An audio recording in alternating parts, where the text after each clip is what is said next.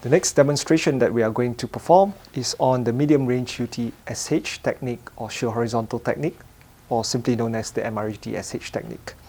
The MRUT-SH technique is different from the MRUT-LAM technique simply because we are using the magnetostrictive force generated on the magnetostrictive strip itself. For the purpose of this application, the magnetostrictive strip has been adhered in the middle of the pipe, and it's adhered using a standard double-sided tape.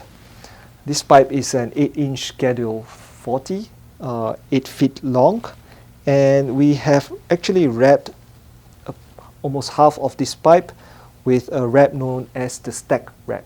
So stack wrap is a petroleum-based wrap, and underneath this wrap there are 4 defects located between 2 feet from the test location, as well as 3 feet from the test location, or 1 feet from the edge of the stack wrap, or 2 feet from the edge of the stack wrap.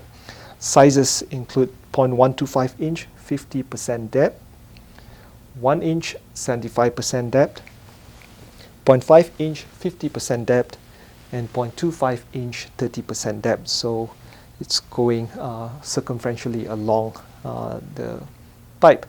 The MRUT-SH technique uses the pulse echo mode, and in pulse echo mode we are looking at reflection being reflected from the defect itself. And what is unique about the MRUT-SH technique using the VOLTA 2-channel system is that we are able to perform cancellation on the scan. So what it means is that the scan can move up to 9 feet on each side of the sensor, but we can cleanly cancel the sound from each side, such that when looking at the scan, anything on the forward side of the sensor will only appear on the forward side of the scan. Anything on the backward side of the scanner will appear on the backward side of the scan. So the first thing that we need to do, of course, is to install the sensor on the VOLTA. And now let's take a look at the NDT web. Clicking on Pipes and Tubes, Medium Range UT, MRUT. Clicking on Start. Again, I will use back the webinar project ID, but I will not use the C1 component which was used previously for the MRUT-LAM. So instead, I will create a new component, which we arbitrarily call it as C2. You can change it to any name you want. And I know that this pipe is 2,440 millimeter long, or 8 feet long. It has a wrap called the stack wrap. So coating is 0.08 inch. It's a 8-inch schedule 40. And again, when I change the schedule, the thickness and the circumferential length changes. Click on Update. To add the datum, which is the point of reference, I assume that the datum is at the beginning of the pipe. Adding it, moving on to the tool. So the tool here is different from the MRUT-LAM, of course, and we will select the SH technique. So there are different options. You can actually look at the bidirectionality in terms of looking at both scans, both sides of the scan. You can also look at forward or backward of the scan. So the software recommends this tuning module, which we will now put into the VOLTA. The coil for the SH technique is a pretty much standardized technique, standardized coil for 128 kilohertz, and we will now update the software, update the tool. Moving on to the test location, we know that the test location, which is the magnetostrictive strip itself, is located right in the middle of the pipe. Since this axial position is referring to the datum, with respect to the datum, we will say that it's at 1,220 millimeter. So if your datum is, say, right here, obviously your axial position of your MS strip will be different as compared to those to the one that we have selected, which is with respect to the edge of the pipe.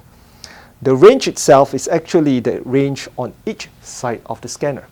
So we can obviously put it as 1220 millimeter, but because we want to see reflection from the edge of the pipe, we will extend the range a little bit longer. Once we are done, we click on update. Moving on to the test scan. We have to make sure that the encoder trigger type is encoder, because we are using the encoder of the scanner. Making sure that everything is good. We don't need any filtering, digital filtering for the SH technique, and we don't need to have a high gain as well. Having the gain at 0 is sufficient for our purpose. So what we need to do next is to magnetize the strip. We only need to magnetize it once actually, and it's in the direction of the scan itself.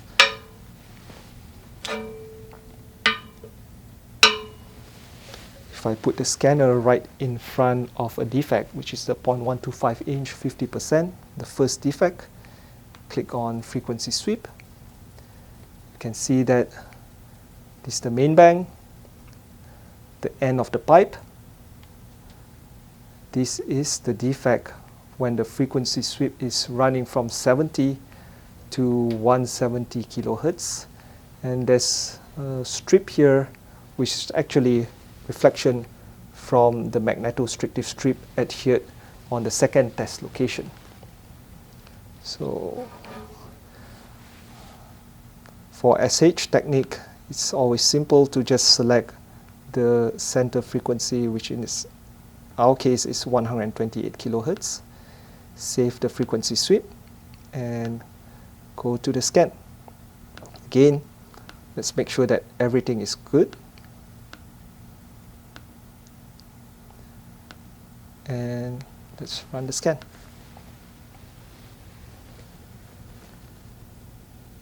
So we can see here the first defect is coming on. There is also the reflection from the strip. And there will be a second defect coming out, which is the 1 inch 75% dip. And this is slightly further in at 3 feet from the test location.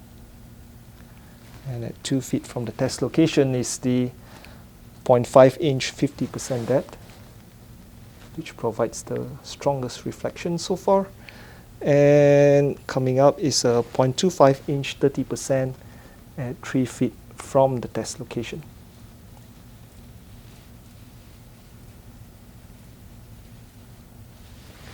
The acquisition limit has been reached. And let's save the scan. One of the nice features of the MRUT SH technique from VOLTA is that we can actually look at the different A scans being generated as we scroll down the scan. So you can see that the A scan from defect 4, the A scan from defect 3 as well. And another feature is the ability to add new feature or to categorize the feature. So we can say that this is a defect 1, which is an indication. And this defect 1 will actually appear on the component map itself. So we can see that the component map has the defect 1 as well as the axial and circumferential position of the defect. And we can add this feature on all the 4 defects as well as other features along the scan itself. Again, as we can see here, test location is located at 0 meter, and the defect is cleanly cancelled, and we can only see 4 defects on the backward or the left side of the scanner, and it has been cleanly cancelled on the right side of the scanner. Another feature that we will perform right now, let's save the scan first, is the filtering. If we put on suppression,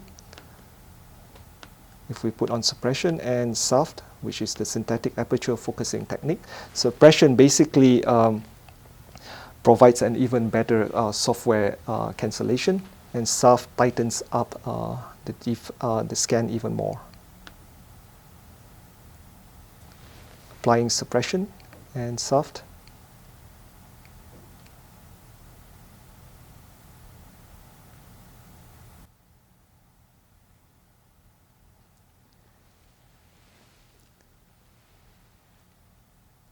Takes a while because there's a lot of software calculation involved, and you can see that it has been cleanly tightened up with the soft, and with the suppression main bank is almost cleared off.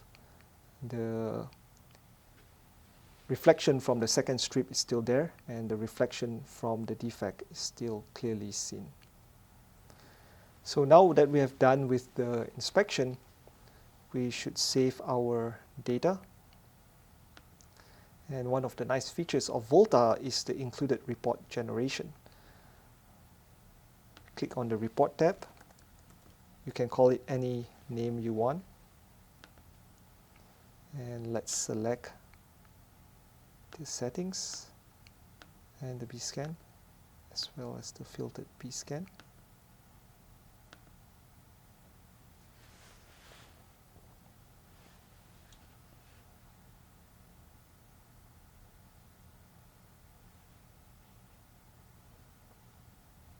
So the report is currently being generated, and you can see the project information, the component information, the tool information, entity settings that we've selected, the component map, the frequency sweep, the B-scan, and the filtered B-scan. You can actually download this onto your local machine, or you can just save it onto the VOLTA by it's actually being saved right now onto the VOLTA itself. So that's it.